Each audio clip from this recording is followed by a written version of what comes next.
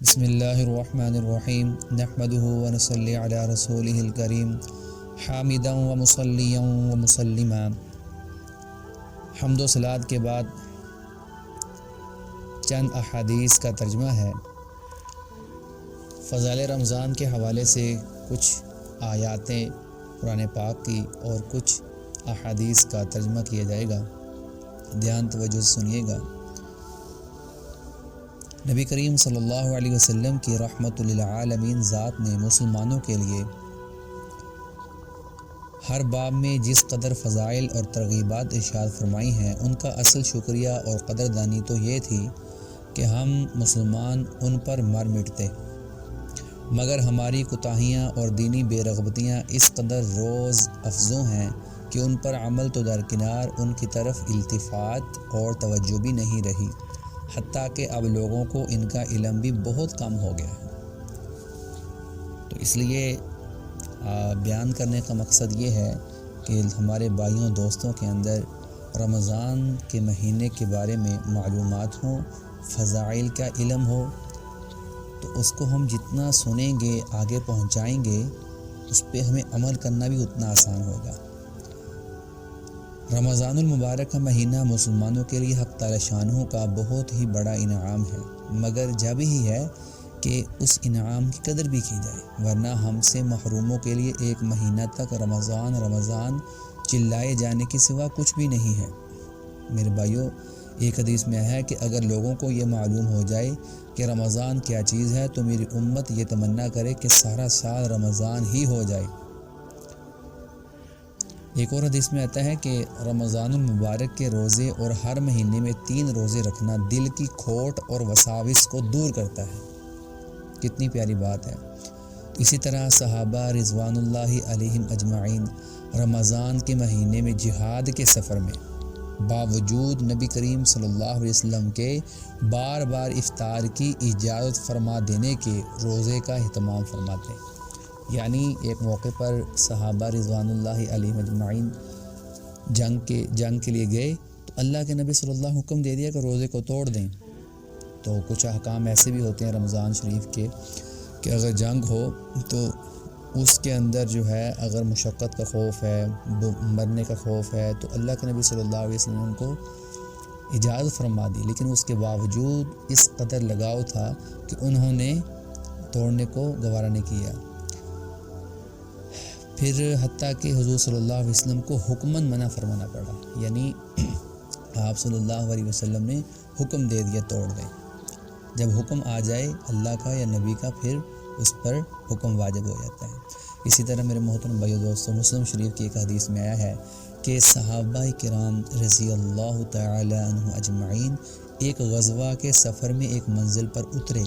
گرمی نہایت سخت تھی اور غربت کی وجہ سے اس قدر کپڑا بھی سب کے پاس نہ تھا کہ دھوپ کی گرمی سے بچاؤ کر لیں۔ بہت سے لوگ اپنے ہاتھ سے آفتاب کی شعاع سے بچتے تھے۔ اس حالت میں بھی بہت سے روزے دار تھے جن سے کھڑے ہو سکنے کا تحمل نہ ہوا اور گر گئے۔ صحابہ کرام رضی اللہ عنہ اجمعین کی ایک جماعت گویا ہمیشہ تمام سال روزے دار ہی رہتی تھی۔ میرے محترم بھائیو دوستو، اسی طرح ایک اور حدیث میں آتا ہے کہ نبی کریم صلی اللہ علیہ وسلم سے اس طرح کے سینکڑوں واقعات سامنے آتے ہیں۔ ایک حدیث اور بھی ہے جس کے اندر نبی کریم صلی اللہ علیہ وسلم نے بڑے اہتمام کے ساتھ یہ بات ارشاد فرمائی۔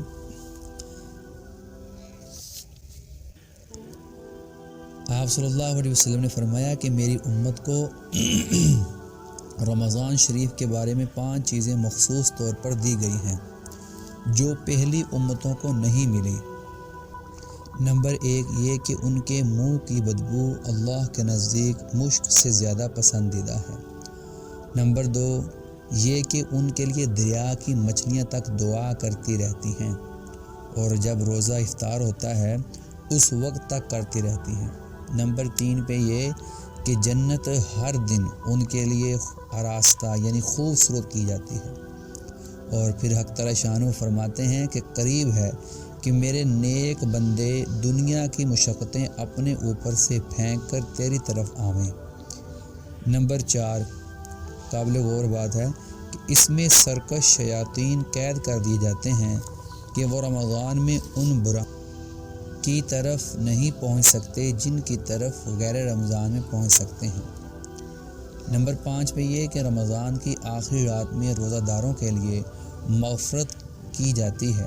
صحابہ رضوان اللہ علیہم اجمعین نے عرض کیا کہ یہ شب مغفرت شب قدر ہے؟ فرمایا نہیں، بلکہ دستور یہ ہے کہ مزدور کو کام ختم ہونے کے وقت مزدوری دے دی جاتی ہے۔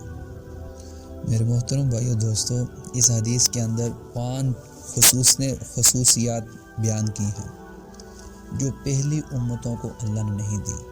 اللہ نے اپنے نبی حضرت محمد مصطفیٰ صلی اللہ علیہ وسلم کے طفیل ہمیں ہر چیز میں، ہر نیکی میں اللہ نے پہلی امتوں میں فضیلت دی ہے۔ وہ اب جو 5 خصوصیات بیان کی ہیں ان میں ایک تو یہ کہ جو اس امت کے لیے حق تعالی شانوں کی طرف سے مخصوص انعام ہے وہ، اور پہلی امت کے روزہ داروں کو مرحمت نہیں ہوئی۔ میرے دوستو، کاش ہمیں اس نعمت کی قدر ہوتی اور ان خصوصی عطایا کے حصول کی کوشش کرتے۔ ایک تو یہ کہ روزہ دار کے منہ کی بدبو جو بھوک کی حالت میں ہو جاتی ہے، حق تعالی شانوں کے نزدیک مشک سے بھی زیادہ پسندیدہ ہے۔ اور بھی حدیثوں کی شرح میں اس کے الفاظ کے مطلب لکھتے ہیں۔ ان میں ایک تو یہ ہے کہ اول حق تعالی شانہ آخرت میں اس بدبو کا بدلہ اور ثواب خوشبو سے عطا فرمائیں گے۔ یعنی یہ پہلی خصوصیت یہ بیان فرمائی تھی کہ اللہ تعالیٰ اس امت کے روزہ دار کے منہ کی بدبو کو کیا کر دیں گے؟ اس کو خوشبو کے ساتھ بدل دیں گے یہ، اور اس کو اتنا اچھا کر دیں گے کہ مشک سے زیادہ عمدہ اور دماغ پرور ہوگی۔ اور دوسری علامت وہ یہ ہے کہ قیامت میں جب قبروں سے اٹھیں گے تو یہ علامت ہوگی کہ روزہ دار کے منہ سے ایک خوشبو جو مشک سے بھی زیادہ بہتر ہوگی وہ آئے گی۔ اور تیسرا مطلب یہ بھی نکلتا ہے کہ جو بندے کو جو بو آ رہی ہوگی، اللہ کے نزدیک اس بو کی قدر مشک کی خوشبو سے زیادہ پسندیدہ ہوگی۔ یعنی اللہ تعالیٰ کو مشک کی خوشبو سے زیادہ بندے کی جو منہ کی بدبو ہے وہ زیادہ پسندیدہ ہوگی۔ تو یہ اللہ کا ہم پر انعام ہے، اس لیے رمضان شریف کی فضیلتیں اور اس کی برکات ہم سمیٹیں۔